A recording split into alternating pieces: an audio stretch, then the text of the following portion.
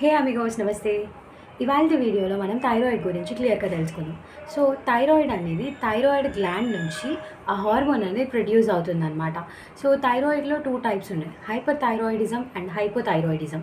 Hyper the name it self suggesting thought మనకి thyroid hormone production అనేది ఓవర్‌గా ఉంటుంది. హైపోథైరాయిడిజంలో ఏంటంటే థైరాయిడ్ హార్మోన్ ప్రొడక్షన్ అవ్వాల్సిన దానికన్నా చాలా తక్కువగా ప్రొడ్యూస్ అవుతుంది. సో ఈ థైరాయిడ్ హార్మోన్ ఏం చేస్తుంది అంటే మన బాడీ మెటబాలిజంని రెగ్యులేట్ చేస్తుంది. సో మన బాడీ ప్రాపర్ వేలో ఫంక్షనింగ్ అవ్వాలి అంటే మనకి థైరాయిడ్ గ్లాండ్ అవసరం. దాని నుంచి ప్రొడ్యూస్ అయ్యే థైరాయిడ్ హార్మోన్ అనేది చాలా అవసరం అనమాట. So let's look in to the food what we have to eat for this. Iodine content ఉన్న ఫుడ్ బాగా తీసుకోవాలన్నమాట. అయోడిన్ కంటెంట్ మనకి ఎందుకు పనికొస్తుంది అంటే మన హార్మోన్ అనేది థైరాయిడ్ హార్మోన్ ప్రొడ్యూస్ అవ్వడానికి పనికొస్తుంది. సీ ఫుడ్ కానీ, సాల్ట్ కానీ, కర్డ్ కానీ, మజ్జిగ, వీటితో పాటుగా సీవీడ్, ఇవన్నిట్లో కూడా మనకి ఈ అయోడిన్ కంటెంట్ అనేది ఎక్కువగా ఉంటుంది. సో వీటిని తీసుకోవాలి.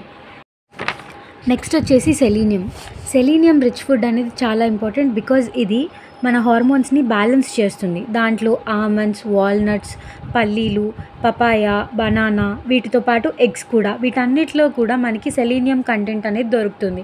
ఇవి మన హార్మోన్ బ్యాలెన్స్ అవ్వడానికి హెల్ప్ చేస్తాయి.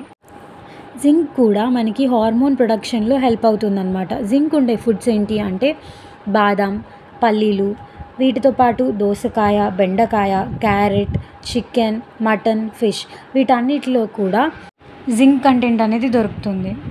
వీటితో పాటు నేను కొన్ని టిప్స్ చెప్తాను, మీరు వాటిని ఫాలో అవ్వండి.